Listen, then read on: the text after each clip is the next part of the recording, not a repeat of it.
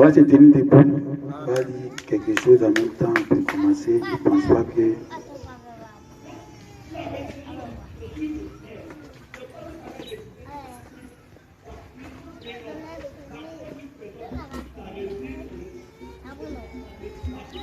Dans Matthieu chapitre 22, le verset 21,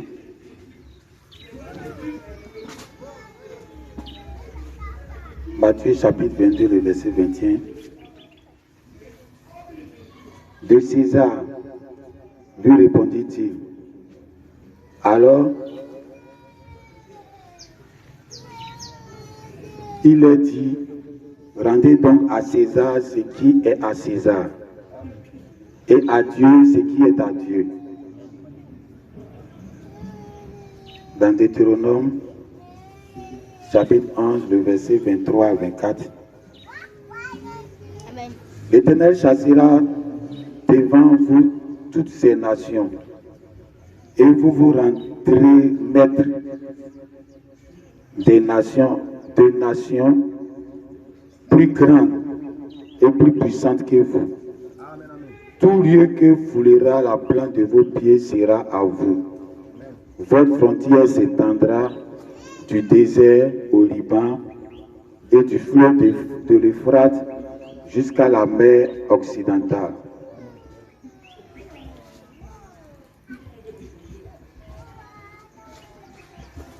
Un dernier verset sera un peu long. 1 Roi chapitre 12, 4 à 11.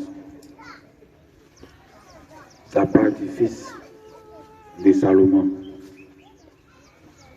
Ton père a rendu ce qu'on dit son père, ça dit Salomon. C'est Salomon qui a fait ça. Ton père, a dit Salomon. Ton père a rendu notre joug dur. Toi maintenant allège cette rude servitude et le joug pesant que nous a imposé ton père, et nous te servirons. Il leur répondit, le fils de Salomon leur répond, allez et revenez vers moi dans 3 jours. Et le peuple s'en alla. Le roi Roboam, c'est le fils de Salomon là, consulta les vieillards qui avaient été auprès de Salomon, son père, pendant sa vie, et il dit, que conseillez-vous de répondre à ce peuple? Et voici ce qu'il lui dit. Si aujourd'hui tu rends service à ce peuple, si tu leur cèdes et si tu leur réponds par des paroles bienveillantes, ils seront pour toujours tes serviteurs. Mais Roboam laissa le conseil que lui donnaient les vieillards. Amen. Et il consulta les jeunes gens qui avaient grandi avec lui. Amen. Et qui l'entouraient. Il leur dit, que conseillez-vous de répondre à ce peuple qui me tient ce langage? Allège le jour que nous a imposé ton père. Amen. Et voici ce que lui répondit. Lui dit les jeunes gens qui avait grandi avec lui. Tu parleras ainsi à ce peuple qui t'a tenu ce langage. Ton père a rendu notre joug pesant et toi allège-le nous. Tu leur parleras ainsi. Mon petit doigt est plus gros que les reins de mon père. Maintenant, mon père vous a châtié, vous a chargé d'un joug pesant, et moi je le rendrai plus pesant. Mon père vous a châtié avec des fouets, et moi je vous châtierai avec des scorpions. On va fermer les yeux. Il y a dans le ciel, sur la terre, aucun d'autre nom qui a été donné. C'est le nom de Jésus pour être sauvé. Sauvé, sauvé pour toujours. Venez à Jésus pour être sauvé. Alléluia.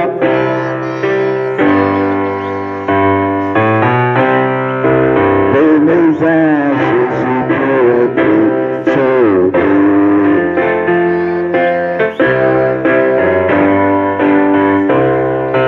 Il y a dans le ciel, sur la terre, aucun autre nom qui a été donné.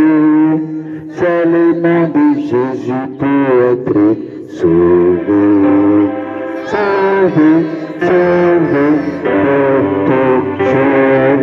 Venez à Jésus pour être sauvé. Alléluia.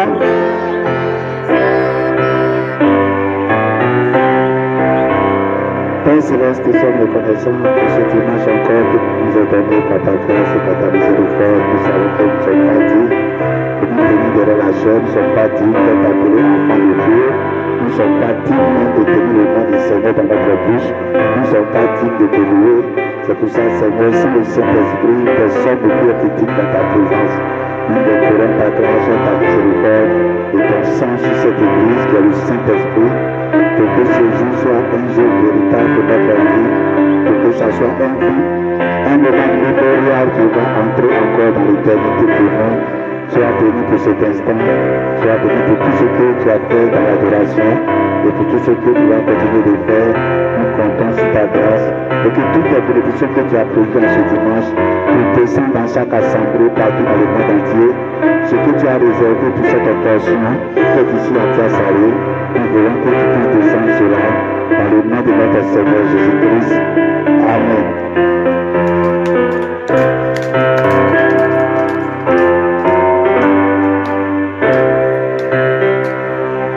Amen.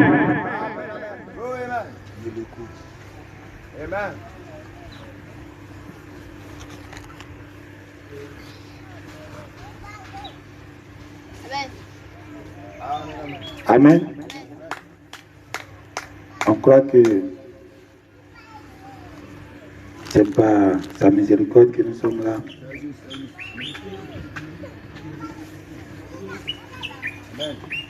Amen.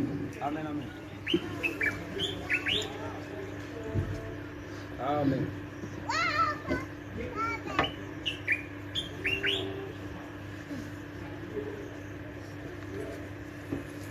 Donc dans la vie de notre prophète, il a eu des schémas qu'il a traversés avec Dieu, que c'est seulement ce qu'il a raconté et que quelqu'un n'a pas vécu ça avec lui, séance tenante. Et nous savons que toute la Bible a été écrite par des expériences que les prophètes ont vécues et qui n'ont pas forcément eu des témoins à côté. Quand l'Apocalypse, tout ce que Jean parlait, c'était lui seul. Et il a écrit, et aujourd'hui nous croyons ça comme la parole de Dieu infaillible. Amen. Et tout ce que Isaïe a vu dans le temple, tout ce qui parlait, ses expériences, c'est lui seul. Donc le prophète Branham aussi a connu des vies d'expérience et qu'il a raconté et que c'est lui qui a vécu ça. Parce que nous savons que Dieu a départagé sa puissance. Comme lui-même il a dit, l'argent répond à tout. Et Jésus a dit, maman est un Dieu. Donc c'est Dieu même qui a donné ce pouvoir à maman. Et en partageant les pouvoirs aussi, il a donné aussi à Lucifer, Satan. Il a dit, Satan est le prince de ce monde. Et Satan même reconnaît que Dieu lui a donné la terre, tous ces royaumes-là dans sa main. Donc Dieu même est en train de lutter quelque chose qu'il a donné à Satan pour reprendre dans sa main. Donc Dieu même a départagé sa puissance. Et en départageant, il a départagé cette puissance-là aussi avec la nature. Ça veut dire que Dieu ne fait rien, une partie de sa puissance se manifeste dans sa nature, dans la nature que nous voyons. Et cette nature-là, elle regorge une puissance qui influence le monde. Et quand on parle de nature, et la nature, il faut regarder depuis les cieux jusqu'à la terre. Et tout ce qui se passe dans les cieux influence la terre, la position des astres, la position du soleil, la lune, les étoiles. Tout ça, leur lever, leur coucher, influence la terre. Donc ils exercent une certaine puissance, un certain pouvoir sur la terre, que Dieu même les a donné ça. Amen. Et la nature elle-même, ce que nous vivons ici dedans, cette vie naturelle que nous sommes dedans, regorge des lois. Et que Dieu même a mis ces lois dans la nature. Et ces lois s'imposent à tout être humain. Amen. C'est comme si tu lances un caillou au ciel, si ça ne peut pas rester au ciel, forcément ça va tomber. Ça c'est la loi de la terre. C'est une puissance que Dieu a mis dans la terre et qui fonctionne comme ça. Donc chaque être humain lutte contre cette loi et ne peut pas.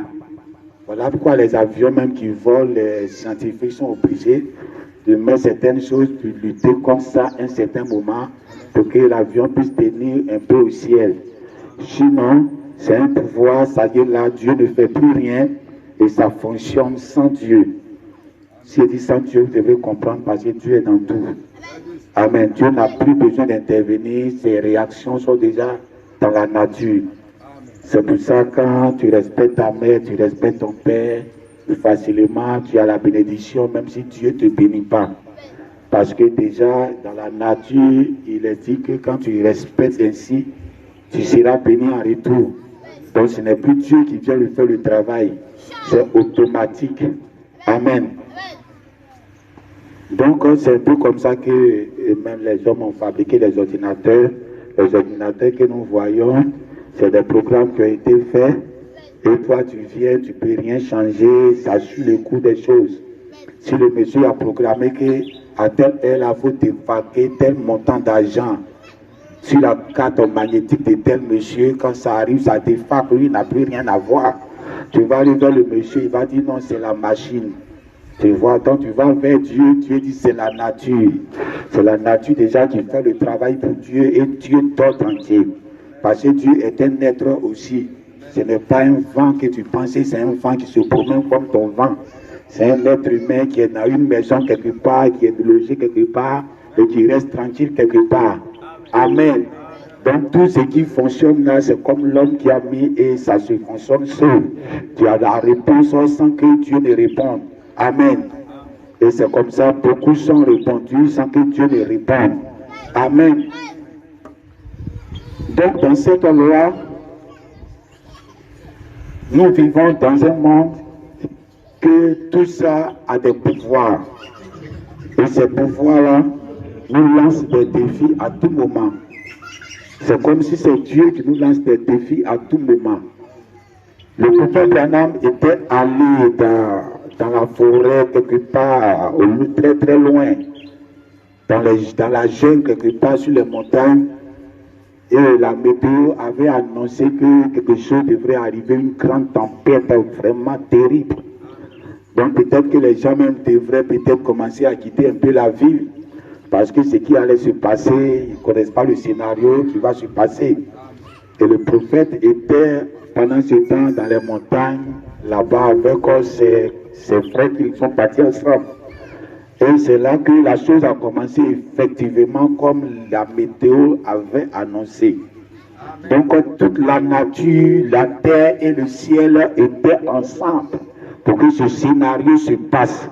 Parce que rien ne peut se produire sur la terre tant que le ciel même ne déclenche cela. Donc la tempête qui s'est levée ce jour-là, le ciel et la terre étaient en brassage pour qu'il y ait cette tempête-là. Et ça avait effectivement commencé, et Branham a commencé à descendre de la montagne pour se chercher. Et il ne voyait même pas à quelques mètres de lui, tellement que c'était terrible. À quelques mètres, il ne voit plus rien. Mais il fonçait comme ça dans le vide. Et arrivé un moment, une voix lui a dit de retourner là où il est quitté. Et il a déjà parcouru une grande distance dans ce flou qui ne voit pas clair. Et la voix lui dit de repartir là où il est quitté. C'était difficile d'accepter, mais avec Dieu, il faut tout accepter. Et il est retourné sur la montagne, là où il était. Et là, Dieu lui a dit, est-ce pas moi qui ai créé toutes ces choses, qui ai créé le soleil, qui ai créé la terre, qui a mis tout ça en manifestation? Est-ce pas moi qui ai fait tout ça là? Il faut prononcer une seule parole et tout ça va s'évacuer. Amen. Donc Dieu était en train de montrer que c'est lui qui a créé toutes ces choses, mais Branham avait la puissance d'arrêter cela quand il veut. Amen. Il y a un serviteur de Dieu qui a prêché à Mans quand on était parti l'année passée. Là, la Bible a dit que les oiseaux ne sèment pas. Ils ne moissonnent pas, mais ils mangent matin, midi, soir. Ils mangent tout le temps. Ils ne sèment ni ne moissonnent. C'est le pasteur Taou qui a prêché ça. Ils ne sèment ni ne moissonnent. Il a dit, ils ne font rien, mais ils mangent matin, midi, soir. Peut-être même 10 fois par jour. Mais ils mangent seulement. Mais le pasteur Taou dit, mais tu peux les empêcher de manger. C'est la loi de Dieu qui dit, ils n'ont qu'à voler, aller manger dans les champs des gens. Tu fais ton champ de riz, ils sont dedans. Ils ne s'aiment pas, mais ils viennent manger ton champ de riz. Mais toi, tu as le pouvoir de les empêcher de manger ton riz. Amen. Et je crois que le passage aussi fait ça très bien. Sinon, on n'allait pas avoir la quantité de riz qu'on a eu. La loi que Dieu a donnée aux oiseaux, ils allaient finir de manger. Tu vas te prendre, mais c'est un mécanisme que Dieu a mis au monde. Il a mis sur la terre, c'est une loi qui joue contre l'homme. Alors tu dois aller contre cette loi. Sinon, ça ne t'arrange pas. Ce n'est plus Dieu qui les envoie, mais c'est comme le système qui s'enclenche. Tant que tu vas le faire, ils seront là, ils vont manger. Amen. Et c'est comme ça, à la loi du monde exerce un certain pouvoir et que nous devons faire tout pour aller au-delà de cela. Vous ne devez pas croire tout ce que vous voyez. Vous ne devez pas accepter tout ce que vous entendez. Il y a une puissance au-delà de ce que vous voyez actuellement. Il y a deux formes de sacrifice. Pourquoi le sacrifice de Jésus a eu plus de sens que le sacrifice d'Abel? Le sacrifice d'Abel, ce n'est pas arrêté au mouton qu'il a tué. Le mouton qu'il a tué, Dieu était venu, ça l'a apaisé sa colère.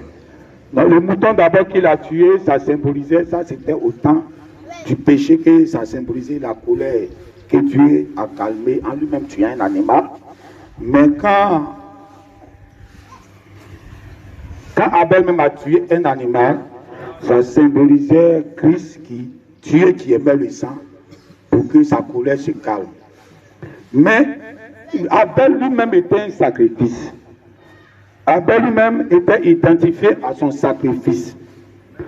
Parce que Dieu savait que la façon dont Abel était né, il ne pouvait rien faire avec Abel. Amen. Abel était né dans une position de désobéissance où Dieu avait dit de ne pas se multiplier par cette action. Et Adam est venu avec sa femme dans la désobéissance, ils ont fait venir Abel. Alors Dieu ne peut rien concevoir, Dieu ne peut rien programmer avec Abel. Alors Dieu devait sacrifier Abel. C'est comme quand le roi David est parti prendre la femme d'Uri pour faire l'adultère. Il y a un enfant qui était né, un garçon. Or la femme là, elle était née sous un signe. C'était elle qui allait donner le fils qui allait hériter le royaume après David. Mais quand ce fils est né, puisqu'il est né à une position d'adultère, Dieu devait tuer ça. Dieu devait sacrifier ça. Donc c'était comme ça que Abel était un sacrifice. Parce que Dieu devait tuer parce qu'il est né dans une désobéissance.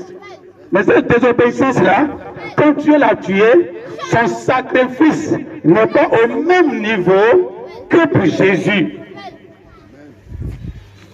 Amen.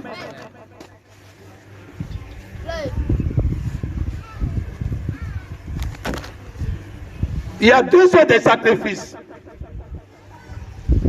Vous savez, sur la terre ici, les gens qui veulent avoir de l'argent, qui veulent avoir la prospérité, qui veulent avoir du succès dans leurs entreprises et qui veulent passer par les moyens obscurs pour le devenir, sans être chrétien pour attendre la grâce de Dieu pour l'obtenir, ils passent par des sacrifices. Alors, il y a deux sortes de sacrifices dans leur dimension.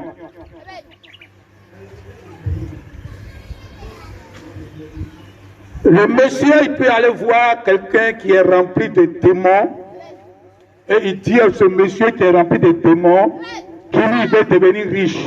Il veut avoir l'argent. Dans leur famille, personne n'est riche. Dans leur famille, il n'y a pas quelqu'un qui travaille dans une autre société. Dans leur famille, quelqu'un n'a pas une bonne position. Donc lui, il veut avoir une bonne position. Alors qu'est-ce qu'il doit faire? Lui-même, il sait forcément qu'on va lui demander un sacrifice. Parce que c'est avant, les gens étaient dans l'ignorance. Mais aujourd'hui, tout le monde sait que quand tu vas chez ces personnes qui sont loin des démons, ils vont te demander forcément un sacrifice. Alors quand il s'en va là-bas, il a en tête qu'il s'en va forcément sacrifier quelqu'un. Alors arrivé là-bas, le monsieur qui a possédé des démons, il lui dit, bon, il faut sacrifier ta femme, il faut sacrifier ton enfant, il faut sacrifier ton mari, il faut sacrifier ton frère, ta soeur, c'est qui est-ce qu'il faut sacrifier quelqu'un. Amen. Alors lui maintenant il prend la responsabilité sur lui-même de sacrifier quelqu'un parce que lui il veut réussir. Donc, il a sacrifié la personne, mais la personne est dans l'ignorance. La personne ne sait pas qu'elle est sacrifiée pour que quelqu'un va réussir. Lui il pense qu'il est là mourir simplement. Or pourtant c'est un sacrifice. C'est un sacrifice dans l'ignorance. Quand c'est comme cela, la puissance de ce sacrifice n'est pas au haut niveau. Amen. Parce que tellement nous vivons dans un temps où on doit être heureux d'être sacrifié. Nous traversons un temps où on ne pense pas que nous sommes dans le temps de l'ignorance, où quelqu'un va dire je ne sais pas ce que je manifeste, ou tu ne sais pas ce que tu manifestes, c'est que Dieu ne fait rien à toi. Parce que quand Dieu prend quelqu'un pour faire quelque chose, la personne sait ce qu'il manifeste. Donc dans cette dispensation, tout ce que Jésus est venu, quand Jésus est venu en tant que sacrifié, Jésus savait qu'il partait au sacrifice. Abel ne savait pas qu'il partait au sacrifice. Quand il tuait son mouton ne savait pas qu'il partait au sacrifice. Donc il était identifié à la même moralité avec son mouton, c'était dans l'ignorance. Mais quand Jésus était arrivé, Jésus lui, il savait qu'il était sacrifié, sa vie était sacrifiée, et que lui-même il partait donner sa vie. Donc lui-même c'était un sacrifice de donateur. Donc voilà pourquoi dans le monde des gens qui sont méchants, qui veulent forcément réussir sans Dieu, il y a d'autres qui peuvent mourir pour leurs frères. Il y a comme cela, le prophète Benoît a raconté une histoire d'un pays, je ne sais pas si c'est la Suisse, un monsieur qui a donné sa vie pour tout le pays. Parce que le pays ne pouvait pas vaincre la nation qui venait en face. C'était une puissante armée. Mais lui-même déjà, un homme marié qui a les enfants derrière lui, tout ça, il a dit laissez-moi partir, je vais me donner. Et quand j'ai fini de me donner, allez-y. Donc il partait pour se sacrifier. Et ce sacrifice-là, Dieu a pris ça comme un sacrifice de bon niveau. Voilà pourquoi la Suisse, jusqu'à aujourd'hui, ils sont en paix. Parce que quelqu'un a donné sa vie avec la conscience. Amen. Donc c'est comme cela, deux niveaux de sacrifice. Dans le monde païen, dans le monde des démons, dans le monde des gens qui sont dans les rues, qui veulent forcément rouler dans les grosses voitures, il y a deux niveaux de sacrifice dedans. Il y a ceux qui vont sacrifier un autre, dont la personne meurt dans l'ignorance, et puis lui il est riche. Mais il y a celui qui va et puis il dit, moi je donne ma vie, parce que dans ma famille là tout le monde est pauvre. Je veux que les gens n'ont qu'à réussir. Donc moi-même je donne ma vie. Amen. Ça c'est un sacrifice de haut niveau. Et ce sacrifice, ça ne peut pas être comparé. C'est pour cela ceux qui donnent quelqu'un à leur place, dès qu'ils meurent, leur société là, si tu ne fais pas attention, ça tombe. Ça ne peut pas résister dans le temps. Parce que c'est un contrat que tu as signé et la personne doit décéder pour que tu aies de l'argent. Maintenant, quand tu as de l'argent, dès que tu meurs, c'est un contrat qui se termine. Mais la personne elle-même qui donne sa vie et qui rentre dans l'éternité, qui rentre dans le monde invisible, il a scellé ça de façon presque éternelle. Amen. Parce qu'il sème sa vie, il fait ça de façon consciente. Et c'est ce que Jésus a fait. Et en ce temps de la fin, le ministère de ce temps de la fin doit identifier à Jésus. Ils doivent savoir qui ils sont. Dites Amen. Même les 7 ans de l'église, les prophètes qui sont venus, ils ne savaient pas réellement qui ils étaient. Mais ils manifestaient un sacrifice. Ils manifestaient un mot en soi. Parce que pour manifester la parole de Dieu de leur temps, ils devaient d'abord mourir. Ils devaient d'abord perdre beaucoup de choses, beaucoup d'avantages, beaucoup de privilèges. Ils étaient sacrifiés. Mais ils n'étaient pas réellement conscients de ce qu'ils étaient. Amen. Alors, en ce temps de la fin, Dieu dit cette fois-ci, d'abord vous êtes conscient de ce que vous êtes, parce que vous êtes des dieux comme moi. Maintenant, je vous donne ma position de Dieu. Maintenant, vous êtes assis sur le trône. Vous avez la position que Dieu a sur l'église. Dites Amen. Hein? Quelqu'un qui est serviteur et qui ne sait pas qu'en réalité, il est chef et puis il est serviteur. La servitude qu'il est en train de faire n'a pas réellement de sens. De grand sens de lourd. Il est un grand type, c'est-à-dire il est fils du président, il est fils d'un roi, mais il ne sait pas. Et puis il est serviteur. Il a servi les gens. Les gens vont voir, ils vont dire il est humble. Mais il n'est pas humble, il ne sait pas que c'est un roi, il ne sait pas qu'il est fils d'un roi. Mais, donc c'est ce que les saints de l'église nous ont montré des fils qui se sont manifestés sans réellement que nos positions soient connues réellement dans l'église. Et maintenant, à la fin des temps, on te montre maintenant ce que tu es. Que tout ce que tu es là. Toi, tu as ça. Amen. C'est pour ça, à la fin des temps, notre adoration est plus grande que eux tous. C'est là que l'adoration s'assoit. Parce que quand tu allais adorer Dieu, en pensant que tu es petit, mais tu allais adorer Dieu, c'est parce que tu penses que tu es petit que tu adores Dieu. Donc c'est une puissance, mais ce n'est pas une adoration de façon glorieuse que Dieu veut prendre. Pourquoi Dieu n'aime pas trop, ou il aime, mais pourquoi Dieu prend l'adoration des hommes plus que pour les anges? Parce que les anges ne sont pas égaux à lui. Dites Amen. Donc leur adoration, c'est un haut niveau, mais pas comme pour les hommes. Mais l'homme est à son image. Donc comme c'est à l'image de Dieu. Et que quand tu l'adores, ça le rend encore plus glorieux. Et puis il est encore plus satisfait. Maintenant, dans cette position d'homme, que nous sommes à son image, si nous ne connaissons pas notre position, et qu'on est là à adorer Jésus, en pensant que c'est Jésus de Nazareth, on est là à adorer, même quand c'est réellement ça que nous sommes en train de manifester, Dieu lui regarde, il voit que nous sommes dans l'ignorance.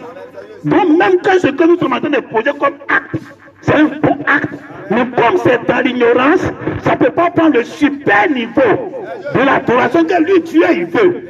Amen. Il faut que tu vas connaître réellement ta position, comme Jésus qui connaissait réellement sa position et qui adorait Dieu. quand Melchisedec était descendu sur la terre, c'était lui-même Dieu. Mais c'est comme s'il est là, dit à Abraham, je te bénis par le Dieu qui est au ciel. C'est lui-même qui est Dieu. Amen. Et c'est cette position-là que chaque fils de Dieu doit manifester. Quand toi-même tu sais réellement qui tu es et que tu peux donner toute la gloire encore à Dieu, voici le ministère qui est identique à Jésus. Tous les saints de l'église n'avaient pas conscience et puis ils n'avaient même pas le ministère de s'asseoir sur le fauteuil de Dieu, de prendre la position de Dieu. Ils n'avaient pas ça. Mais quand Dieu te donne ça en ce temps de la fête et que tu fais la même adoration que puis Dieu voit que pour toi est plus valeur. C'est comme si toi tu donnes ta vie avec la connaissance. Et ils donnaient leur vie sans la connaissance. Puis amen.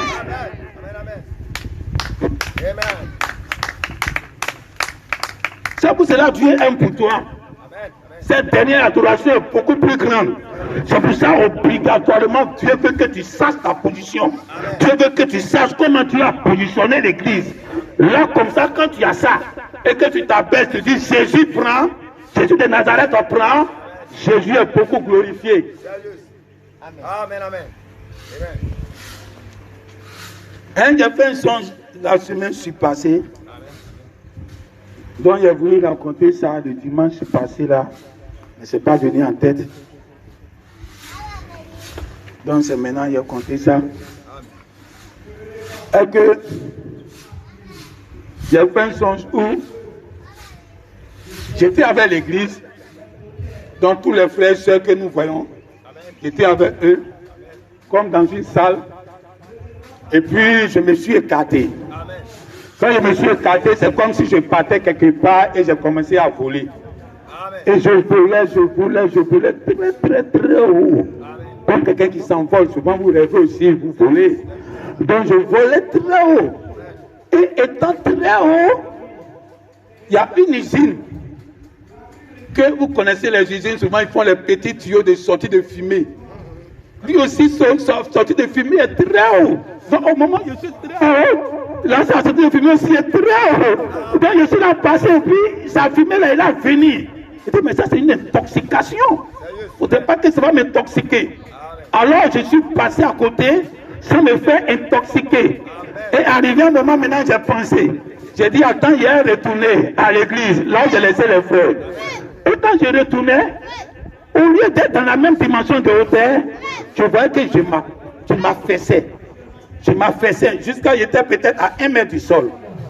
Et j'ai dit, mais pourquoi quelque chose me retient au sol? Je veux monter, mais quelque chose me retient au sol.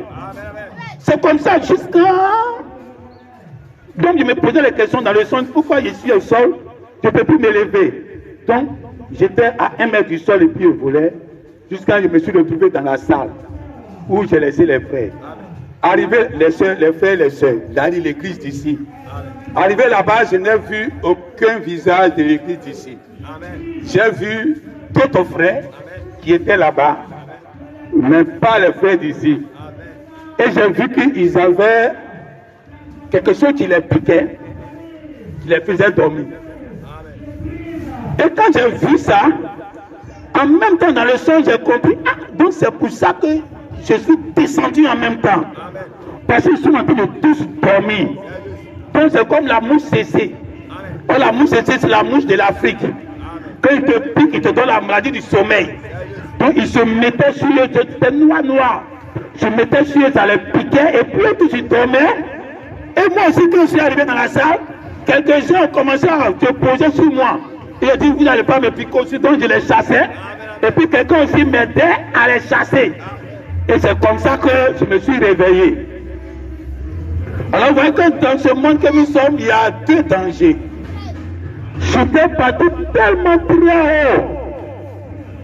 Mais là-bas, il y a une intoxication. Tu peux voler très très haut. Mais tu peux aller avaler des intoxications au ciel. Hein? Vous avez vu le commentaire, on a mis un peu, c'est pas commentaire, que ce qu'on a parlé un peu sur la révélation que Satan donne. Tout peut être bien. C'est des hauteurs que Satan a donné, mais c'est une intoxication. Je t'ai parti dans cette hauteur-là, dans cette hauteur que je me dis c'est très haut, et il y a une usine de la terre qu'il a mis son tuyau là-bas dans les hauteurs et qui poussait des gaz qui pouvaient m'intoxiquer. Et des deux sur la terre ici, il y a encore des mouches cessées qui sont là pour piquer l'église, pour que l'église tombe. Et quand l'église tombe, lui-même qui doit aller avec l'église, lui aussi il descend. C'est comme s'il t'attire vers le bas. Amen. Alors arrivé à un certain moment, c'est comme si tu veux regarder les gens. Si tu veux regarder ce que les gens font dans l'église, ce que tout le monde fait, le conseil des gens, tu vas dormir comme eux, tu vas te comporter comme eux. La même mouche spirituelle qui les a piqués va aussi te piquer. Amen. Donc c'est un peu ça le danger de la hauteur et le danger du bas. Quand tu es trop en bas, c'est la mouche qui te pique pour dormir. Quand tu es trop en haut, tu ne fais pas attention, tu seras intoxiqué. Amen, amen.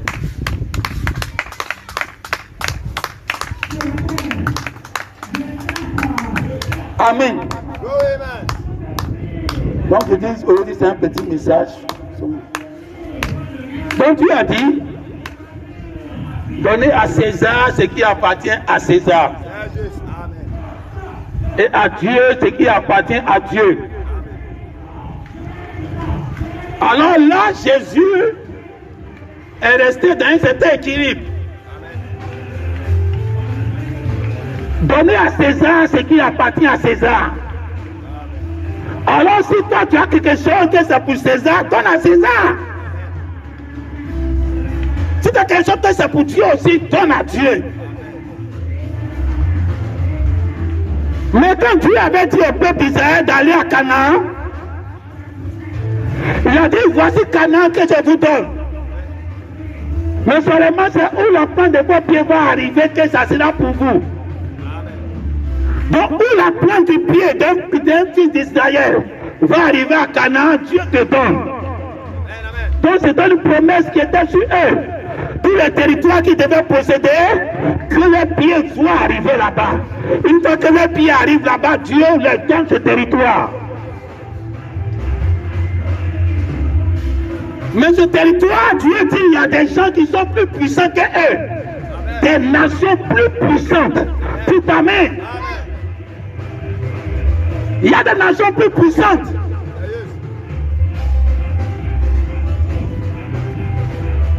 Le prophète Élie, il était en face du prophète de Baal. Il était en face d'une nation plus puissante.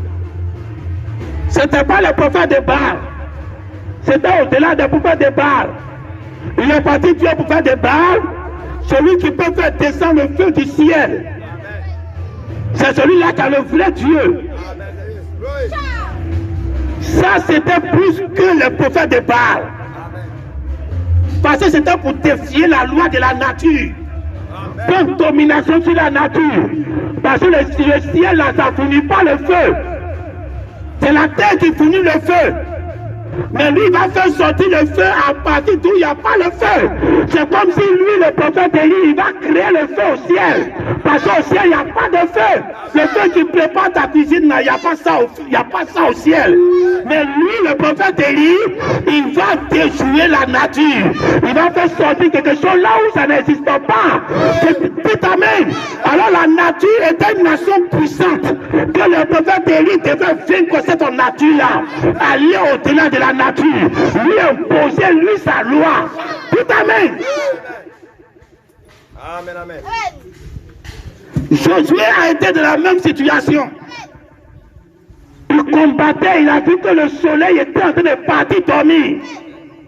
Amen. Or le soleil, c'est Dieu qui l'a programmé ainsi. Dieu a dit au soleil, tu vas chaque fois éclairer le jour, et chaque jour tu vas te lever. Donc depuis qu'il a prononcé ça, il a dit ça dans sa pensée.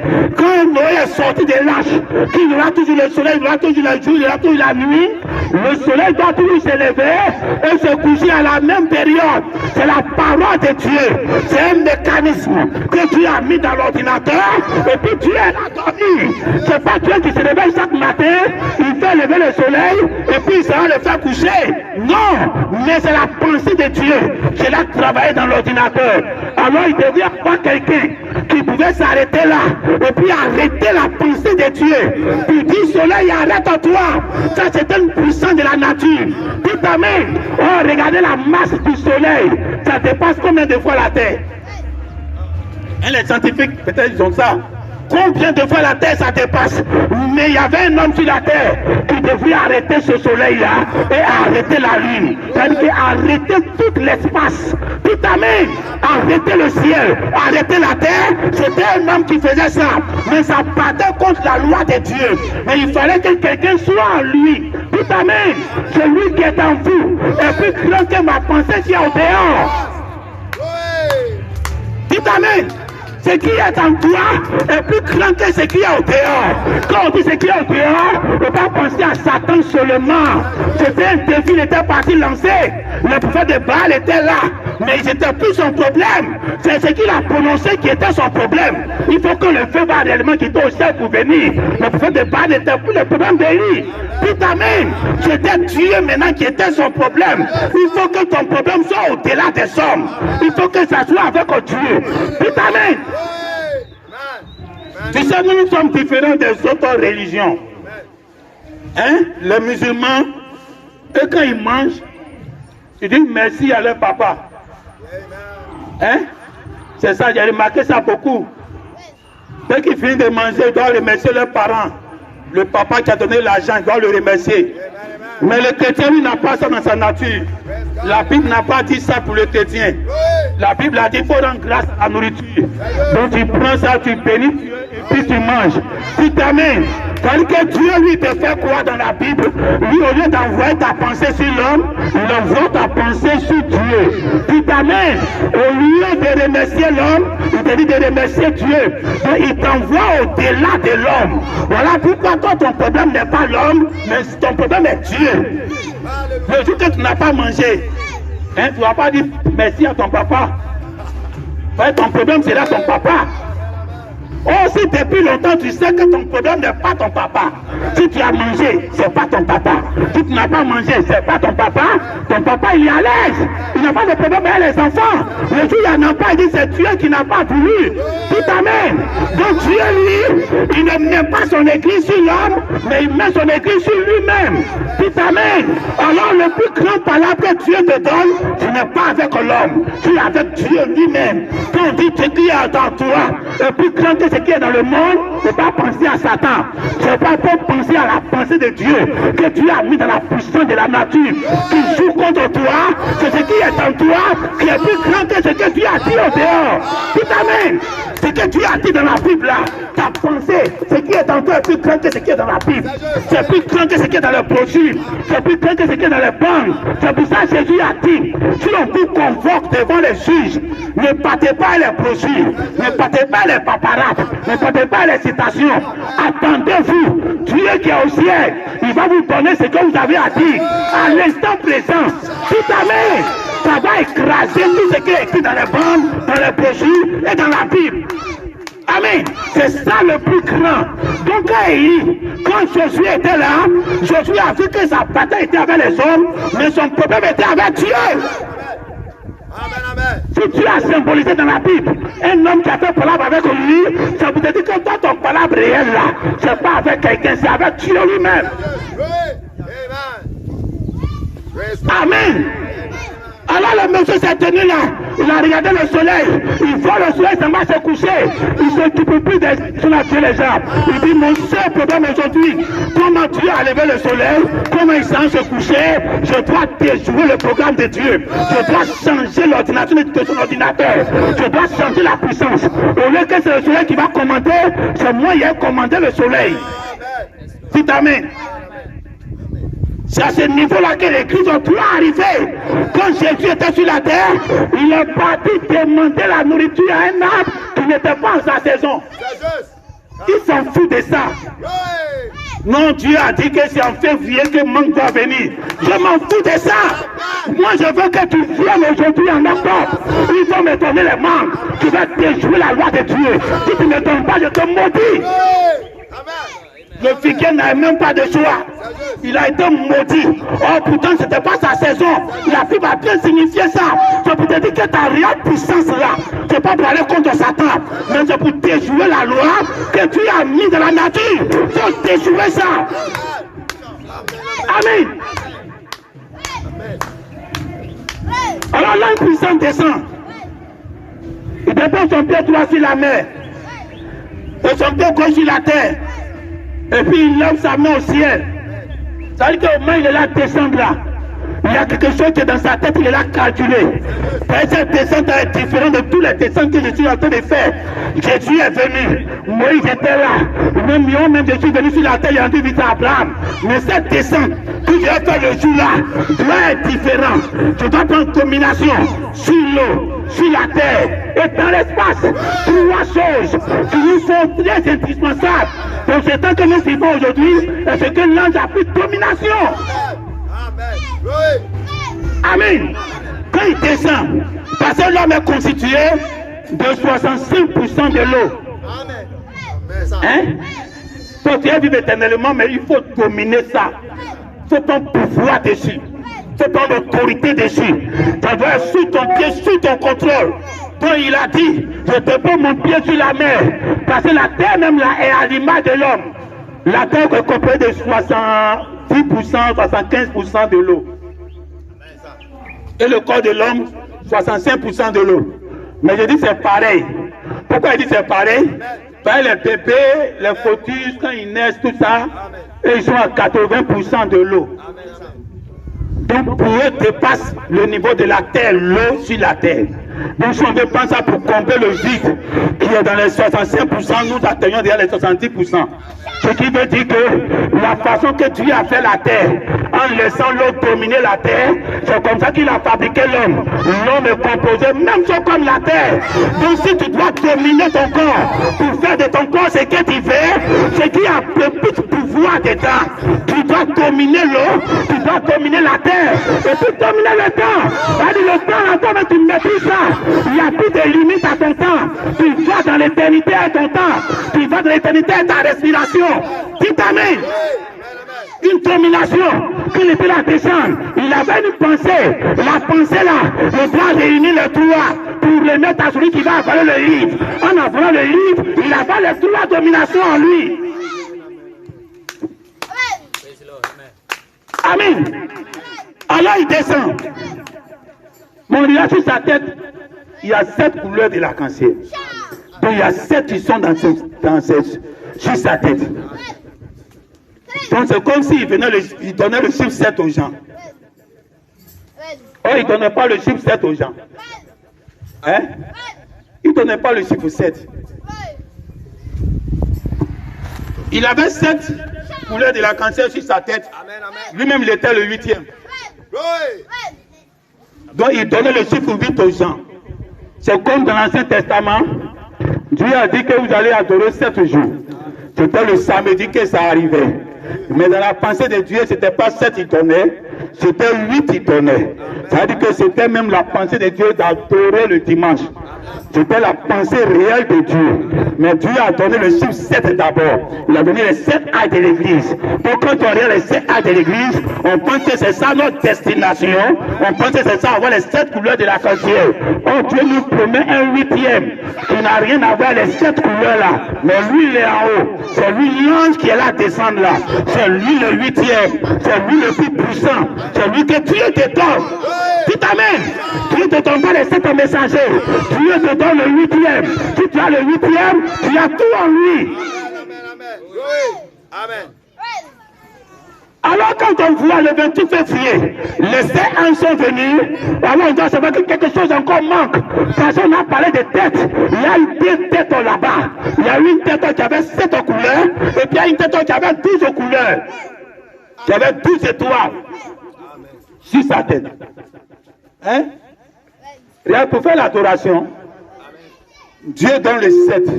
Allez, à son épouse Israël. Et puis il donne 12 fils, 12 tribus d'Israël. Donc il a donné d'abord pour faire l'adoration. Mais le chiffre 7 aussi, c'est la finition, c'est l'adoration aussi. Parce qu'il dit, c'est le jour-là que vous allez m'adorer. C'est le jour-là que vous allez vous arrêter. Mais si vous êtes là, quand les gens sont en repos, c'est pas pour dormir à la maison pour piler foutu, comme beaucoup le font aujourd'hui. C'est pour venir à l'église, pour l'adorer, c'est pour aller dans les synagogues là, et puis adorer Dieu. Donc le chiffre 7 là, signifie aussi l'adoration de Dieu. Il a donné ça. Mais il a donné le chiffre 12 pour que ça soit parfait. Ça doit être assis sur le chiffre 12. C'est-à-dire que le royaume doit être composé de tout tribus pour que les 7 là soient en action. Amen. Donc quand Dieu rentre dans notre histoire, il rentre dans l'histoire des nations et qu'il donne encore le chiffre 7 qui signifie les 7 jours que Dieu a donné au peuple d'Israël. Il nous donne encore le chiffre 12 qui doit forcément descendre. Si ça ne descend pas, l'adoration n'est pas parfaite. Dites Amen. L'église n'est pas encore au complet. On doit avoir le 12, on doit avoir le 7. Hein? Maintenant regardez. Il y a Jéroboam, le fils de Salomon. Il a pris la place de son papa. Or, nous savons que Salomon, il est né de la femme qui adultère. Mais comme Dieu a sacrifié le premier, toute la grâce est descendue sur le second. Même s'il est paresseux, il devient roi. Même s'il ne sait rien, il devient roi. Parce qu'il y a eu un sacrifié. Voilà pourquoi quand Abel a été sacrifié, quand Seth s'est levé, on dit c'est à son temps là que l'adoration a commencé. Donc quel que soit ce que Seth a tué, dit je restaure tout. Parce que j'ai déjà tué un. J'ai déjà tué l'aîné. Alors quand j'ai tué un, lui qui vient à toute la grâce. Alors Salomon était dans une grâce.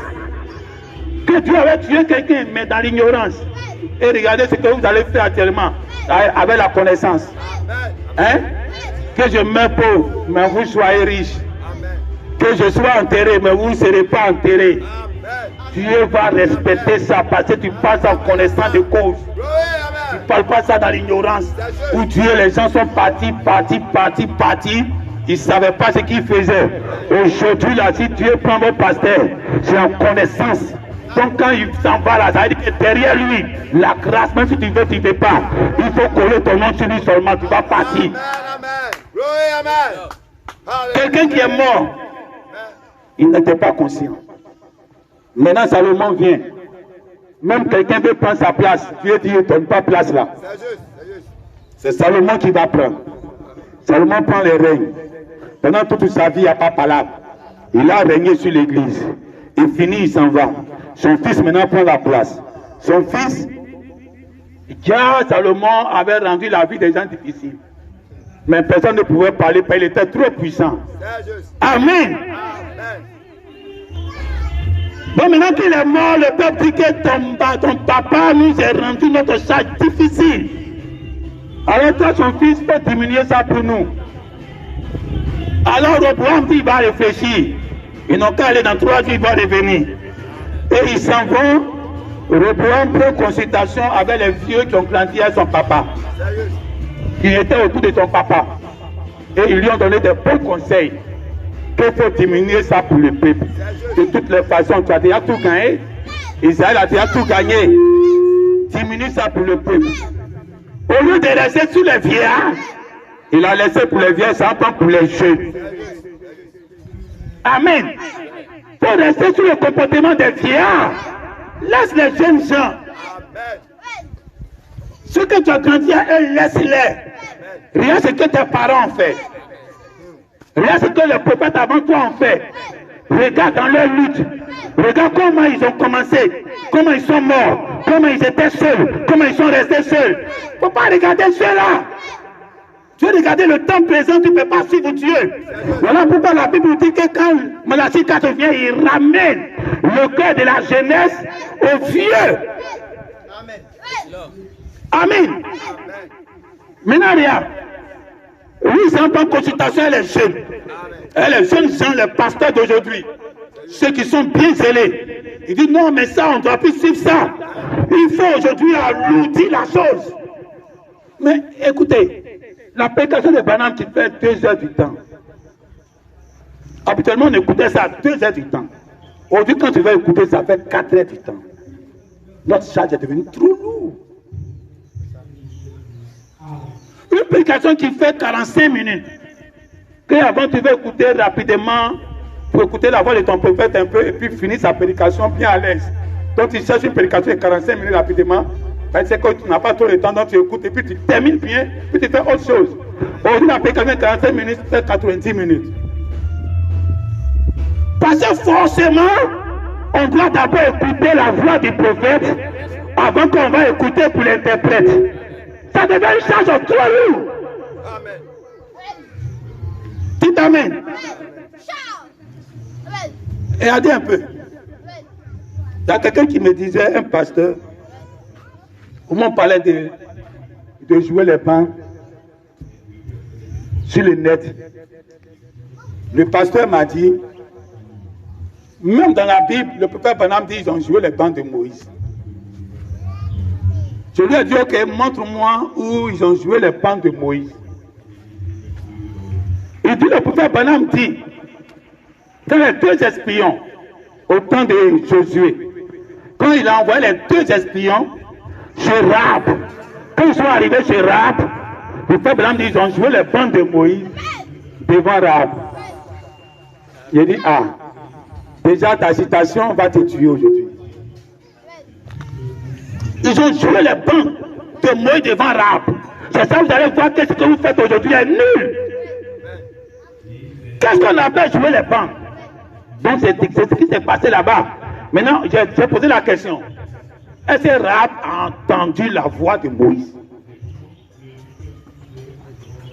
Rahab n'a pas entendu la voix de Moïse. Amen. C'était les 2 messagers qui sont partis, qui parlaient à la place de Moïse, qui n'était pas là. Amen. Amen. Amen. Donc elle écoutait la voix des 2 là, Amen. mais elle entendait ce que Moïse disait derrière eux. Parce qu'il répétait ce que Moïse les a dit qu'ils vont venir prendre le pays. Amen. Amen.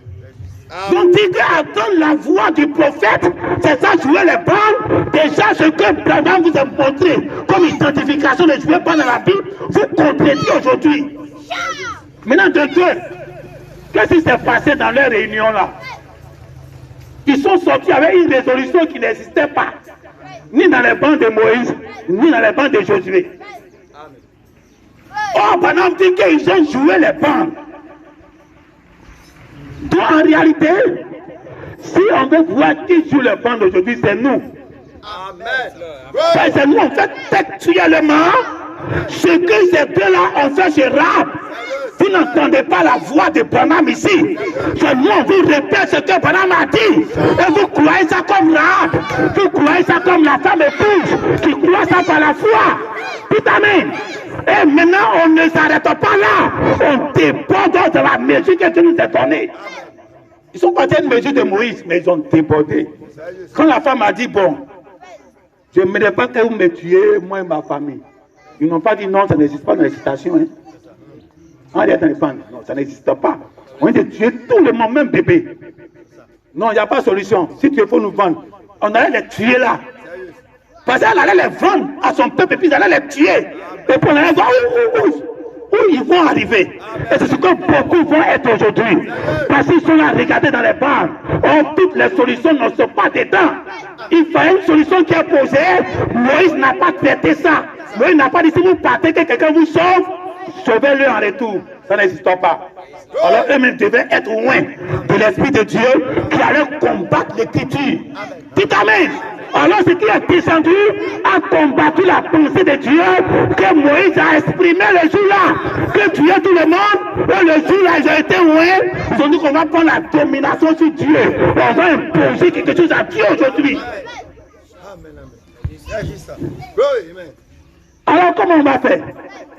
Là où tu déposes ta plante, Dieu te donne. Hein? C'est-à-dire que quand tu rentres dans le territoire, là où ton pied arrive là, tu dis ça c'est pour moi. Et Dieu te donne obligatoirement. Et Dieu combat pour toi. Alors aujourd'hui, qu'est-ce que Dieu fait en retour de tout ce qu'il a dit? Or là-bas c'était l'ombre de la réalité qui allait arriver. Nous, aujourd'hui, on ne combat pas pour prendre un pays, un territoire, une ville comme eux. On ne fait pas ça. On a un territoire qu'on doit prendre. Alors que Jésus est venu, Jésus nous a montré comment posséder notre territoire. Jésus est venu en tant que le roi. Il est rentré dans un territoire de 16 éléments, composé d'eau et de terre. Et il a marché dedans. Et il dit que là où je suis entré, c'est ma possession. Et je dois prendre ça. Tout amen. Là où tu poses la fin de ton pied, c'est là ta possession. C'est-à-dire que quoi? La terre, tu dis que c'est moi qui t'ai donné. Je dois répondre. C'est Dieu qui a dit. Ce n'est pas la terre qui a dit. La terre n'a pas dit comme je t'ai prêté mes 16 éléments. Arrivé un temps, il va reprendre. Hein? Parce que Dieu avait dit à Adam. Il dit il est mis dans le jardin d'Éden pour le cultiver. Donc Adam devait être cultivé pour prendre toute la domination de ce que Dieu lui avait donné. Or, ce que Adam était, c'est ce que l'Église est devenue après. C'est-à-dire qu'Adam, il était sur la terre, il avait des possessions, mais il n'avait pas encore toute la possession. C'est pour cela, arrivé un temps, Adam n'avait pas encore l'éternité. Or, Adam devait continuer de croire pour avoir l'éternité. L'âme de vie était tous les jours avec Adam. L'âme de vie n'avait jamais disparu dans les jardins d'Éden. Depuis que Dieu a mis Adam dans les jardins d'Éden, l'âme de vie était là. Donc, depuis que Dieu est descendu, en tant que le Saint-Esprit qui est dans l'église, l'âme de vie est toujours avec nous. Mais on n'a pas encore l'éternité. Adam n'a pas encore fini de grandir pour avoir l'éternité. Donc, la mort pouvait frapper Adam à tout moment parce qu'Adam n'a pas encore possédé tout le pays. Dites amen. Or, pour posséder tout le pays, comme on vous a dit, il faut que tu sois nombreux. Il faut que tu aies les chiffres 12 tribus pour posséder tout le pays. Adam n'avait pas encore ça. Adam n'avait pas encore fini sa culture. Donc il était Dieu tout puissant. Il s'envolait, il donnait les choses aux animaux, il prêchait par inspiration, comme beaucoup de prophètes ont prêché. Depuis les serres de l'église, on dit des choses glorieuses jusqu'à Branham, des choses puissantes, jusqu'à on peut dire que Branham et Adam restauré. On peut dire tout ça là. C'est pas en toute parole, c'est confirmé par la Bible aussi. Parce que Dieu l'a appelé Adam. Dieu a appelé quelqu'un Adam, et pourquoi tu vas dire, mais pas Adam? Amen, amen. Hein? Donc si Dieu a vu encore Adam de nouveau, mais Adam n'avait pas encore fini de grandir encore, parce qu'Adam doit être éternel. Or le premier Adam n'était pas encore éternel, il devait continuer de grandir. Adam n'a pas encore continué de grandir, et puis il est parti tomber. Donc si Adam vient, Adam doit être comme Jésus. Quand Jésus est venu, Jésus a grandi. Comment il a grandi? Il dit où mes pieds ont posé comme la terre. Amen. Praise Lord. Amen.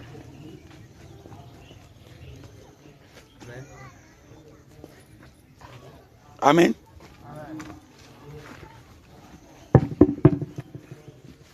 Où mes pieds ont posé. Donc Dieu, lui, il est venu sur la terre, il a vécu dans un corps de 16 éléments. Et les 16 éléments de Jésus étaient pareils à tes 16 éléments. C'est-à-dire que 65% étaient de l'eau, et puis le reste était la terre. Mais Jésus, lui, il a pris les deux ensemble, il a dominé les deux. Il a pris le temps, il a mis ça dans les deux, et puis il est parti au ciel avec. C'est-à-dire qu'avec Jésus, la position qu'il a pris là, il n'a pas laissé après. La nature ne pouvait pas réclamer, parce qu'il a dominé la nature. Donc la loi que Dieu a mis dans la nature, dans la terre, pour dire que la terre va retourner à la terre n'avait pas cette pensée. Mais c'est Dieu qui est venu enregistrer ça comme un ordinateur. Donc à tout moment, la terre prend, la terre prend, la terre prend. Mais si Josué a pu arrêter le soleil, oh c'est Dieu qui a commandé au soleil. Si Élie a pu, amen, si Élie a pu descendre le feu du ciel, là où le feu n'existe pas au ciel, qu'il a créé ça, vous avez dit qu'il n'a pas créé. Et on va dire que c'est mentionné où qu'il a créé. Dis-moi au ciel là-bas, il y a quel feu là-bas? Amen. Amen. Amen. Alors, quand c'est comme ça, on ne dit pas créer. On dit il a envoyé à l'existence. Ce qui n'existe pas dans cette dimension-là. Il envoie ça à l'existence, ça va pas, le feu existe déjà, il ne crée plus. Mais il envoie ça dans un environnement, là où la chose n'existe pas. Et puis il fait descendre ça. Alors si Élie a pu envoyer à l'existence quelque chose qui n'existe pas dans le ciel, qu'en est-il de toi? Qu'il a pu déjouer la nature. Oh, il était sous le sacrifice des animaux qui étaient inconscients. Amen. Il mourait, il ne savait pas qu'il mourait pour le péché du pécheur. On vient, on les tue, on les tue seulement. Ils ne savaient pas qu'ils sont en train d'être sacrifiés de quelqu'un. Donc le sacrifice m'était identifié à Abel, qui ne savait pas qu'il mourait parce que ses parents ont péché, pour que le second Abel qui va venir soit propre, pour que l'adoration de Dieu revienne. Lui, il ne savait pas tout ça. Et puis Caïn l'a tué. Or, quand son sang est versé, Dieu a pris ça pour effacer ce que les gens ont fait, et pour que l'adoration revienne dans le peuple. N'attends le Seigneur.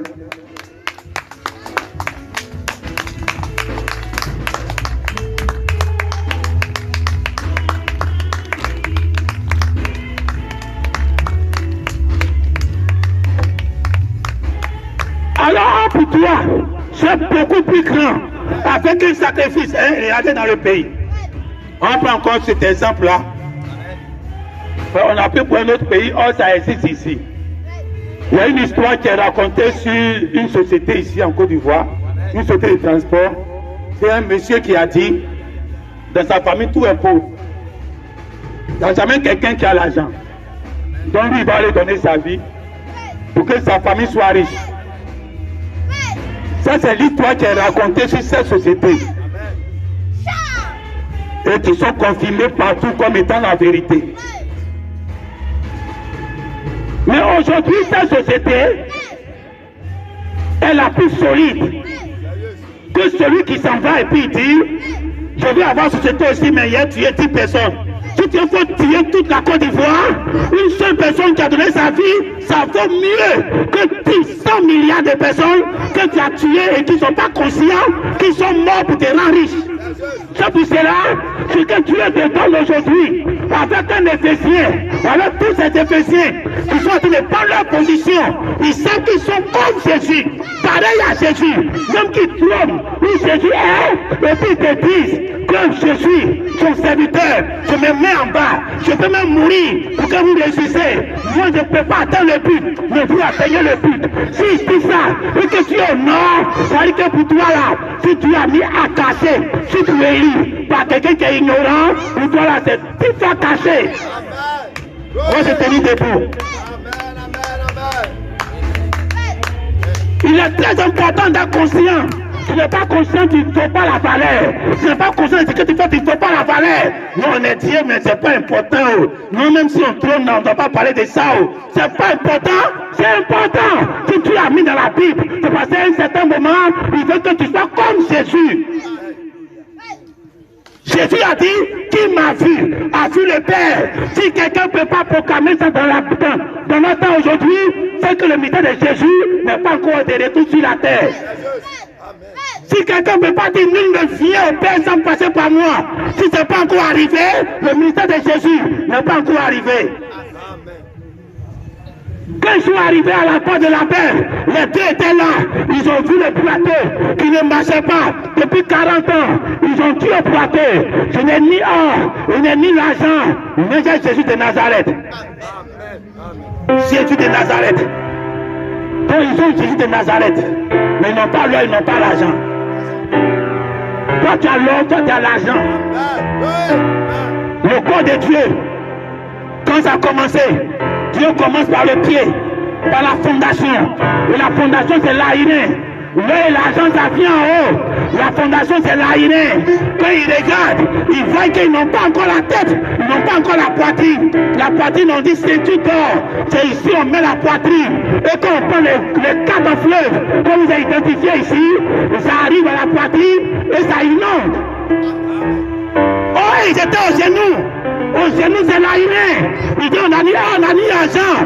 Mais ce qu'on a, ils ont dit, Jésus de Nazareth. Quel Jésus de Nazareth? Toi, tu as quel Jésus de Nazareth? Ils ont la puissance pour faire marcher la poitrine. Le côté de Jésus de Nazareth. Ils ont manifesté le côté de Jésus de Nazareth. Et la puissance. Je dis, c'est Jésus de Nazareth. Je te le donne aujourd'hui. Tu n'es pas la tête, tu n'es pas la poitrine, mais j'ai les pieds. Je vais te donner. Quand ils ont donné ça, ils l'ont attrapé, ils l'ont levé. Mais ses chevilles sont devenues solides pour tenir ses pieds. Toute la loi s'est renfermée en lui. Qu'en est-il de toi aujourd'hui? Dieu te dit que tu as dépassé le niveau de la poitrine.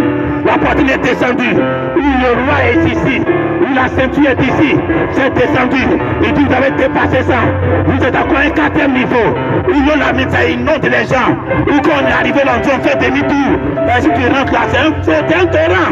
C'est là que tu es arrivé. Et si tu es arrivé à ce niveau-là, Dieu te dit, c'est pas 7 étoiles. Tu dois avoir 12. Là, tu es blindé. 12, ça renferme tout ce que Dieu veut. C'est ça le chiffre 12 que Dieu te donne aujourd'hui. Ça renferme tous les mois de l'année. Il n'y a pas une année qui est manquante. C'est l'année que Dieu te demande aujourd'hui. L'année du jubilé, l'année de la terminaison, les 12 mois de l'année. Dieu donne ça à ton église. L'adoration, la puissance, le pouvoir, l'éternité, la prise de position. Quand en ce temps de la fin, que ce nous a été promis. Nous a été promis que l'ange puissant va descendre comme la pierre de fête sur l'église. Il est descendu. On a vu ça. Elle est 7 messagers sur sa tête. On a vu ça. On a une autre promesse. La femme doit apparaître dans le ciel. Voilà pourquoi. C'est pas le chiffre 12. Tu as vu 12 sur sa tête. C'est pas ça que Dieu te donne. C'est le chiffre 13 que Dieu te donne. Le chiffre 13, c'est le chiffre de la femme. Dieu te donne son église. Dieu te donne sa femme. Le gros don que Dieu te donne aujourd'hui, c'est derrière l'adoration. Oui, on a l'adoration, oui. Mais par quoi? Par la femme, par l'église. Tu dois prendre cette femme-là. L'apparition de Dieu dans le ciel, c'est une femme. L'apparition que tu entends, c'est une femme qui doit apparaître dans le ciel. Et quand elle apparaît, elle a tout ce que Dieu veut sur sa tête. En dehors de tout, il n'y en a plus rien. Dieu te donne ça aujourd'hui. Et dans ta couronne, si tu as ça, tu as toute la puissance, toute la domination, tout le pouvoir. Et tu peux dire à ton église aujourd'hui, je n'ai ni or. Toi, tu ne vas pas dire que je n'ai ni or. Tu ne peux pas dire la même chose. Comme Pierre, tu seras rétrograde. Tu vas dire, moi, j'ai tout le corps de Jésus. J'ai la tête, j'ai la poitrine, j'ai les pieds. Tout est en moi. Ce que tu en as besoin, je te donne aujourd'hui. Tu peux guérir la personne. Tu peux leur donner l'éternité. Tu peux rendre la personne justifiée, sanctifiée. Tu peux le... Amen. Tu peux le gracier. À ton temps, tout Dieu est manifesté. En un temps, c'était le genou. C'était pas encore quelque part. Mais à ton temps, la poitrine s'est manifestée. La tête est descendue. La tête est en maturité. Sa couronne a été présentée au ciel. Elle dit que si la couronne est présentée au ciel, c'est que la tête a fini d'être formée. La fille est bien formée. Sa position est prise. Elle est couronnée. Si elle est couronnée, ça veut dire que le schéma est terminé. C'est les deux choses que Dieu t'a promis. Si tu as vu les deux, n'attends plus autre chose. Attends maintenant à réclamer la possession de ton corps que tu es dedans. Les 16 éléments. Si Jésus a pris, nous on va prendre. Compartiment après compartiment. Alors aujourd'hui, si je veux, je vais couper. Si je veux, je coupe les pieds. Si je veux, je coupe la poitrine. Mais je vais garder la tête. Alors je vais dire, moi, ce que je vous donne aujourd'hui, j'ai l'or, j'ai l'argent, je n'ai pas les pieds. Je n'ai pas les pieds, mais j'ai l'or, j'ai l'argent, l'éternité, je vous donne la vie éternelle, je vous donne la position que vous avez prise dans ce corps-là, je vous donne. Si chacun doit reconnaître sa position et manifester exactement ce que Dieu t'a promis, c'est ce que Dieu te demande aujourd'hui, dans la vie éternelle, dans l'âme, Dans les 16 éléments, ils sont baptisés. Dans les 16 éléments, les 16 éléments sont fusionnés. Tu prends la combinaison.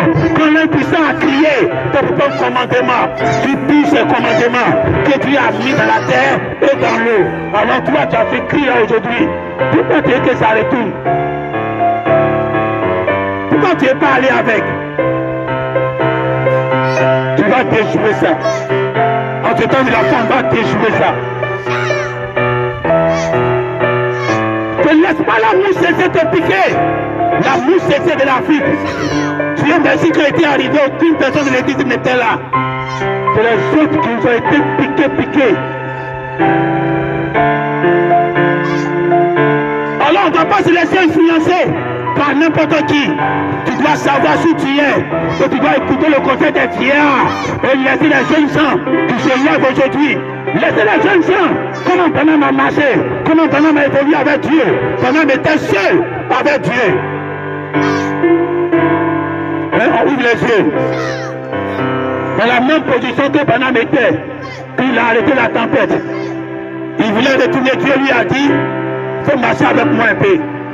Il dit, ok, c'est intéressant de marcher avec Dieu. Il a commencé à entrer dans la jungle. Où il y a machette, où il y a tabac, où il n'est jamais entré. Puis il est rentré dedans. Il a commencé à penser qu'il a vieilli. C'est devenu une vieille personne. Tous ses pas sont devenus gris. Alors arrivé un moment, il s'est senti jeune. Et quand il s'est senti jeune, sa femme, Neda, est apparue en vision devant lui. Une jeune fille, cheveux bien noirs, cheveux bien teintés, comme dans les âges de 18 ans. Elle est apparue devant lui. Il dit, Neda, c'est toi. Il est étonné. Sa femme a été rajeunie devant lui. Au moins, il va se demander qu'est-ce qui se passe. C'est là qu'il se rappelle qu'il est là marcher avec Dieu. Marcher avec Dieu, c'est pas de rester vieux. Marcher avec Dieu, c'est pas de mourir. Depuis que l'église a commencé, depuis la Pentecôte, on a commencé à marcher avec Dieu. On doit terminer par la jeunesse. Étant sur la terre, un jour tu seras là, et puis ton corps va changer. Il a donné ça un peu à Branham. Et il a monté aussi sa femme. Il a dit, mais vous allez partir. C'est un sacrifice. Si là vous tuez comme ça, vous allez partir. Ta femme doit rester jeune. Elle doit laisser un vie et puis partir. Tu dois laisser un vie et puis partir. Mais je vais vous sacrifier. Pendant que tu es assis sur le fauteuil royal, je t'ai tout montré. Et ce jour-là, c'est ça que m'a prêché. Ce qui est en vous est plus grand que ce qui est dans le monde.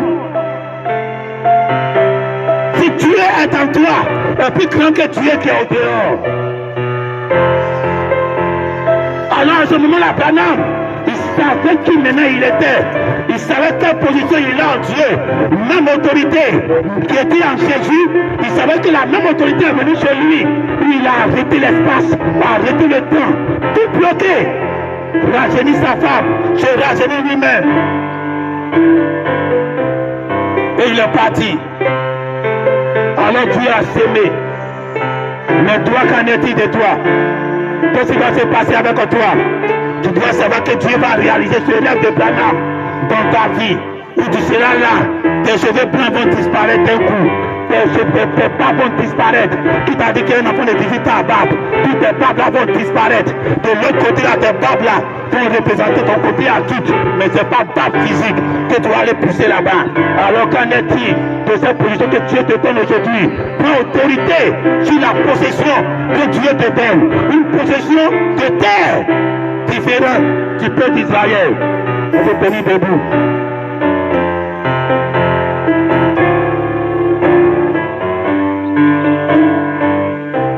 Tu vas crier comme l'impuissant qui a crié. Quand il criait, les 7 tonnerres ont fait entendre leur voix. La restauration des 7 ans de l'église. Tout le conneries qui est resté en suspens. Peut-être qu'il n'a pas voulu révéler. Que les prophètes ont manifesté, mais ce n'était pas la parole. Il a crié au 7e âge pour tout restaurer. C'était une voix puissante pour restaurer les 7 jours de la création. Tout ce que tu as mis dedans, pour qu'un jour il va accepter que tu meurs. Il est en train de tout restaurer et tout réaménager. Dieu ne peut plus accepter ça. Le cosmique qui est en toi, tu ne peux pas accepter la mort. La partie du soleil qui est en toi, tu ne peux pas accepter la mort. Tout ça, tu es en train de rendre ça éternel. C'est ta portion. Regarde bien ton physique là. C'est Dieu qui t'a donné. C'est une possession que Dieu t'a donnée. Quelqu'un ne peut pas aller en Israël. Et puis il va voir le côté que Dieu a donné. Il va dire, je n'aime pas. La terre que Dieu t'a donnée, le physique que Dieu t'a donné, c'est ça que Dieu veut prendre aujourd'hui. C'est ça il a racheté même. C'est ça il est là lutter aujourd'hui. La dernière descente, c'est pour ton corps que tu as aujourd'hui. Que tu ne considères pas, que tu dis il n'y a rien, que ça fait rien. C'est ça que Dieu regarde. Et puis il est en train de faire la dernière bataille. Alors tu vas crier comme l'impuissant qui a crié. La restauration, la domination sur tous tes ennemis, pas les ennemis physiques, les ennemis que tu as prononcés et qui luttent contre toi aujourd'hui. Laisse les gens qui disent que dans ma famille là, les sorciers on ne va pas devenir riches. Ça on fait rien à ça. C'est Dieu maintenant que tu dois parler. Quand Dieu maintenant il regarde là, il dit non, moi mon fils là, il n'a qu'à laisser pauvre. Ma grâce le suffit. Dieu croit que sa grâce te suffit. Mais tu peux déjouer ça.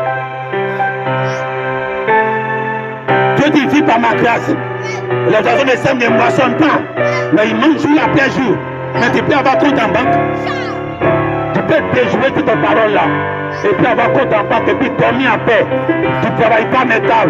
Ta vie est assurée depuis 10 ans. Et puis Dieu va dire amen à ça. Or dans sa Bible, il n'a pas dit ça. Il dit tu vas vivre jour après jour.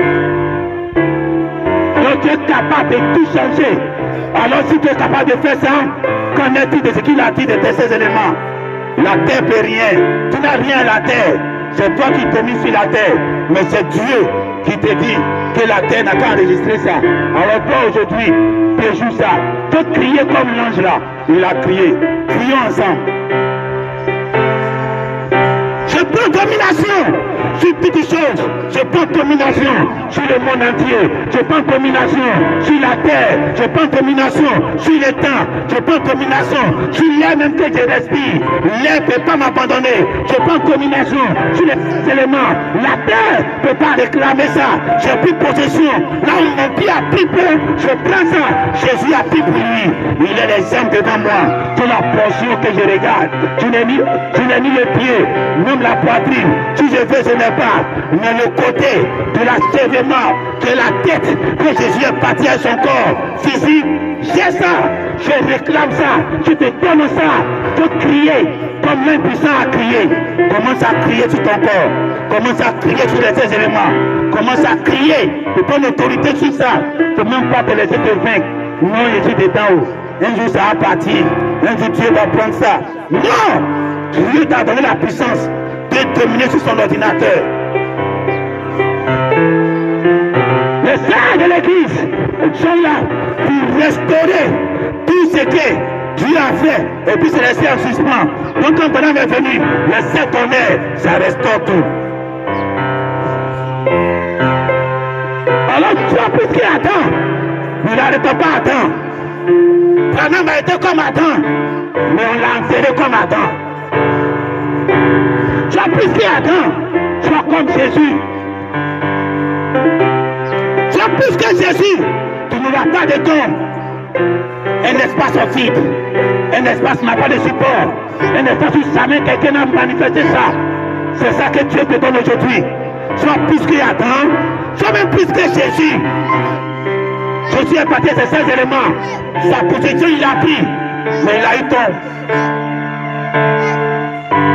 Alors toi aujourd'hui, Dieu te donne quelque chose de plus grand. Alors il faut crier sur ces éléments. Il faut crier sur l'eau qui te compose. Il faut crier sur le temps que tu vis dedans. Non, j'ai vieilli, c'est le temps. Mais tu vas entrer dans l'éternité à ce temps-là. Et puis le temps va te rajeunir. Et tu vas entrer dans l'espace de Dieu. Avec ce corps-là, dans une autre dimension glorifiée.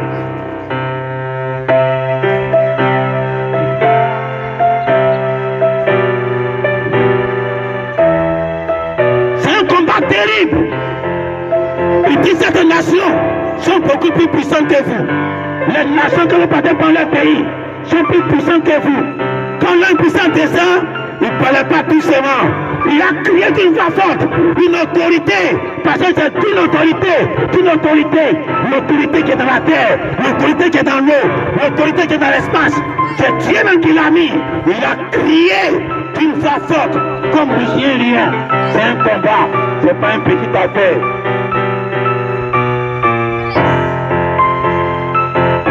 Alors dans ça, tu as besoin de sacrifier. Dans ça, tu as besoin de quelqu'un qui est conscient et puis il rentre.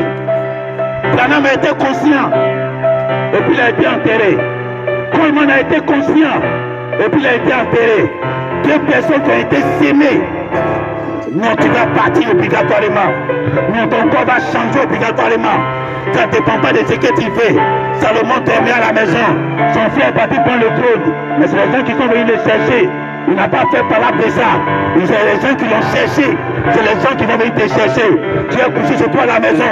Et puis on vient te chercher. Tranquille. On dit il est là, on s'en va. Qu'est-ce que j'ai fait? Je me tourne là, c'est pour toi. L'enlèvement là, c'est pour toi. Les 16 éléments qui vont au ciel. Le corps glorifié, c'est pour toi. On est venu te chercher.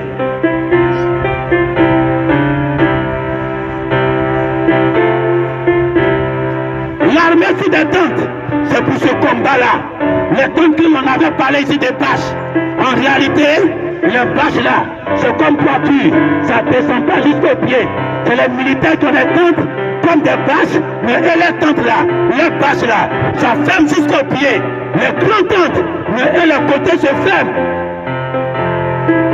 Et c'est ce que tu avais montré. C'est seulement les ringueches et le côté petit treillis que tu peux voir. Une armée puissante qui sont en train de crier d'une voix puissante, en train de réclamer le dernier ennemi, en train de réclamer la dernière promesse, les 16 éléments. Tu dois prendre pour aller. Il ne faut pas accepter même que quelqu'un va partir dans ta famille, tous tes enfants. Dieu va les prendre tous pour partir avec toi. Il n'y a pas un qui va laisser derrière ici. Tu les orphelins. Sur la première stade, il faut patienter. Sur la première stade, ne pêche pas. Reste toujours dans l'attente. Un peu matin, il va venir te chercher comme Salomon.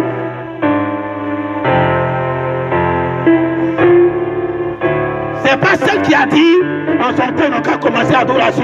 Mais quand il est né, comme quelqu'un a été sémé avant lui, quelqu'un a été sacrifié avant lui, dès qu'il est né, Dieu dit on restaure l'adoration. Alors Dieu te donne cela comme une possession aujourd'hui. Toute l'armée du ciel, le dernier combat, le dernier ennemi. Alors qu'est-ce que tu ne peux pas faire? Qu'est-ce que tu ne peux pas tuer dans ta vie? Qu'est-ce que tu ne peux pas ignorer dans ta vie? Si tu as une si grande promesse.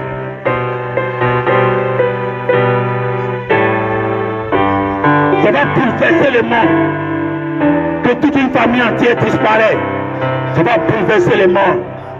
Mais les gens ne vont pas croire que quelque chose s'est passé. Comme ce qui s'est passé au ciel. Quand ça s'est passé, les gens n'arrivent pas à croire. Mais ça est là dans l'histoire. Mais les gens, quand on dit c'est la manifestation d'Apocalypse chapitre 10, d'Apocalypse chapitre 12, d'autres disent que ce n'est pas forcément ça. Que c'est un signe qui est apparu. Mais pourtant, nous avons dit depuis que la terre existe, que si ça s'est une fois passé, c'est il y a des milliards d'années. C'est-à-dire que depuis que notre ère là, ça ne s'est jamais passé, ce qui veut dire que ça n'a jamais existé. La Vierge est au ciel et la lune sous ses pieds. Depuis un certain temps ça a commencé, parce que depuis l'église a commencé, la lune est sous nos pieds depuis Jésus. Mais pour que la couronne va sur sa tête, c'est la première fois. Sinon pour que la lune soit sous ses pieds, ça s'est déjà passé. Mais la couronne, en même temps, pour que tout soit réuni, c'est la la première fois dans l'histoire du monde, de notre ère, que la femme, depuis au ciel, la lune réellement sur ses pieds, le soleil dans son ventre, qui rayonne tout autour d'elle, et puis la couronne sur sa tête. C'est la première fois dans l'histoire du monde que le ciel a présenté une telle image. Alors tu dois savoir que dans le temps que tu vis, tu dois la montrer physiquement. C'est que spirituellement ça existe. Si spirituellement ça existe, c'est que tu as terminé le schéma. Le dernier couronnement. Après ça, il n'y a plus de couronne. Alors si c'est le départ qui s'approche, si c'est l'enlèvement qui s'approche, qu'est-ce que tu ne peux pas sacrifier? Tu peux sacrifier ton travail pour ne pas manquer un dimanche. Tu peux sacrifier tes jours. Tu peux sacrifier beaucoup de choses. Si Dieu même a sacrifié des gens qui sont conscients, eux-mêmes ils ont donné leur vie consciemment. Branham, le jour il mourait, il pouvait prononcer la parole et puis sortir de la voiture. Mais il dit, je donne ma vie. Il a prié pour sa femme est revenue. Et puis lui-même il est parti. Il a accepté de rendre sa vie. Parce qu'il sait que la chose va continuer derrière lui. Ce n'est pas forcément lui qui doit terminer le schéma. Alors lui, il est là comme une sémence que tu as sémé. La mort veut me prendre, mais mes enfants, tu ne vas pas prendre. Alors c'est ton création sur l'église.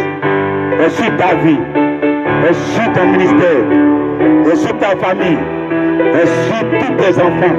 Partout où tu passes, il y a une notion spéciale. Il y a chrétien. Et puis il y a chrétien. Le Saint-Esprit que Dieu t'a donné, il y a une notion spéciale. Quand Satan regarde, les 16 éléments sont rachetés chez toi. Mais quand il regarde les autres, les 16 éléments n'est même pas rachetés. Ils peuvent être même Adam, mais ils vont être enterrés. Et toi tu es plus qu'Adam.